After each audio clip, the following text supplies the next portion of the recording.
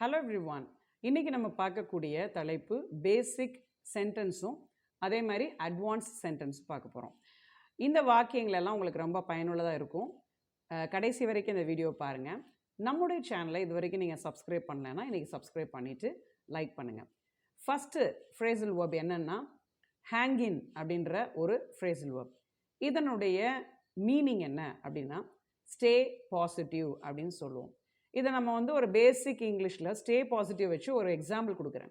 ஐ stay positive இன் difficult situation அப்படின்னு சொல்லலாம். இதனுடைய அர்த்தம் அதாவது கடினமான சூழ்நிலைகளில் நேர்மறையாக சிந்திக்கக்கூடிய நபராக நான் இருக்கிறேன்னு அர்த்தம்.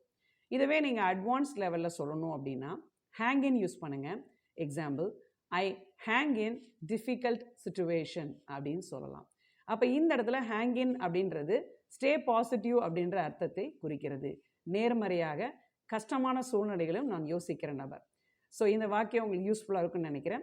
நெக்ஸ்ட் சென்டென்ஸ் என்னன்றதையும் முக்கியமான வார்த்தை என்னன்றதையும் பார்ப்போம். ரெண்டாவது ஃப்ரேசல் வேர்ப் என்ன அப்படின்னா கெட் பேக்.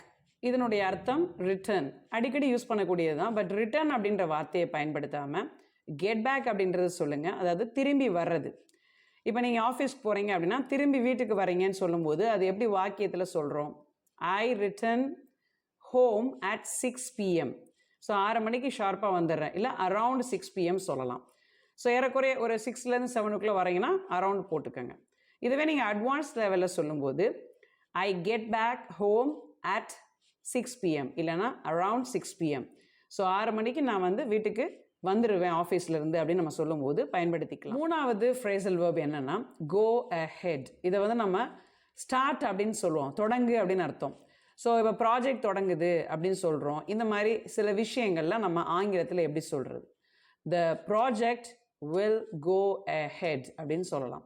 ஸோ நீங்கள் சொல்லுவீங்க இல்லையா, so I will start this project அப்படின்னு சொல்லும்போது நீங்கள் இப்படியும் யூஸ் பண்ணிக்கலாம்.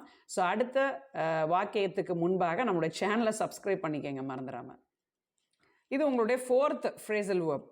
அதாவது லீவ் அவுட் அப்படின்னு சொல்லப்படுறது. அப்படின்னா என்னென்னா ஸ்கிப். அதாவது ஒருத்தவங்களை ஒமிட் பண்ணுறது, வேணாம் அவங்கள ஒமிட் பண்ணிடுறது, வேணான்னு சொல்லி அவங்கள ஒதுக்கிடுறது. இப்போ பார்த்திங்கன்னா ஒரு பார்ட்டியில் நம்மளுடைய ஃப்ரெண்டு ரம்யாவை நீங்கள் ஒதுக்கிட்ட மாதிரி ஃபீல் பண்ணுறீங்கன்னு வச்சுக்கோங்களேன்.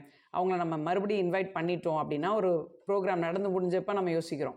ஸோ அதை எப்படி வாக்கியத்தில் உருவாக்குறது அப்படின்னு சொல்கிறேன் பாருங்கள். It seemed unkind to leave out Ramya. So ரம்யாவை நம்ம விட்டுட்டோம், அதாவது ஒமிட் பண்ணிட்டோம். So we invited her again. மறுபடியும் அவளை இன்வைட் பண்ணிட்டோம் அப்படின்னு சொல்லும்போது இந்த வாக்கியத்தை நீங்கள் என்ன செஞ்சுக்கலாம், இன்ட்ரடியூஸ் பண்ணிக்கலாம். ஸோ இனிமேல் ஒமிட் அப்படின்ற வார்த்தை யூஸ் பண்ணாமல் லீவ் அவுட் அப்படின்ற ஃப்ரேசல் வேர்பை யூஸ் பண்ணுங்கள். எனக்கு நீங்கள் காமெண்ட் செக்ஷனில் ஒரு சென்டென்ஸ் மேக் பண்ணி இப்போ அனுப்புகிறீங்க, சரியா? லாஸ்ட் ஃப்ரேசல் வேர்ப் என்னன்னா பாஸ் அவுட். பாஸ்ட் டென்ஸில் பாஸ்ட் அவுட். ஸோ அப்படின்னா என்ன அர்த்தம்? மயங்கி விழுறது, அன்கான்ஷியஸாக போகிறது, அதாவது ஃபெயிண்டட் அப்படின்னு சொல்லுவோம்.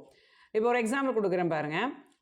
Mister Ramu fainted because he drank alcohol. அவர் தண்ணி அதிகமாக அடித்ததுனால அவர் என்ன செஞ்சிட்டாரு, மயங்கிட்டாரு. ஸோ இந்த மாதிரி வாக்கியங்கள் நீங்கள் உருவாக்கணும். ஸோ ஒரே ஃப்ரேசல் வேர்பை யூஸ் பண்ணுறது நிப்பாட்டிட்டு இந்த 5 ஃப்ரேசல் வேர்ப்ஸை நீங்கள் யூஸ் பண்ணி எனக்கு காமெண்ட் செக்ஷனில் நிறைய வாக்கியங்கள் உருவாக்குறீங்க. ஸோ உங்களுடைய வாக்கியங்களை நான் கண்டிப்பாக கரெக்ட் பண்ணி உங்களுக்கு நான் காமெண்ட் செக்ஷனில் தெரிவிப்பேன். ஸோ முயற்சி பண்ணுங்கள், பயிற்சி பண்ணுங்கள், ஆங்கிலத்தில் சீக்கிரமாக பேசுங்க. நம்மளுடைய ஆன்லைன் கோர்ஸில் சேரணும்னு விருப்பப்படுறவங்க இந்த வாட்ஸ்அப் நம்பருக்கு இமீடியட்டாக தொடர்பு கொண்டு 16 டெக்னிக்ஸ் என்னன்றதை நீங்களும் பயிற்சி பண்ணி சீக்கிரமாக ஆங்கிலத்தில் பேசுங்க. தேங்க்ஸ் ஃபார் வாட்சிங். கீப் வாட்சிங் and keep sharing our videos.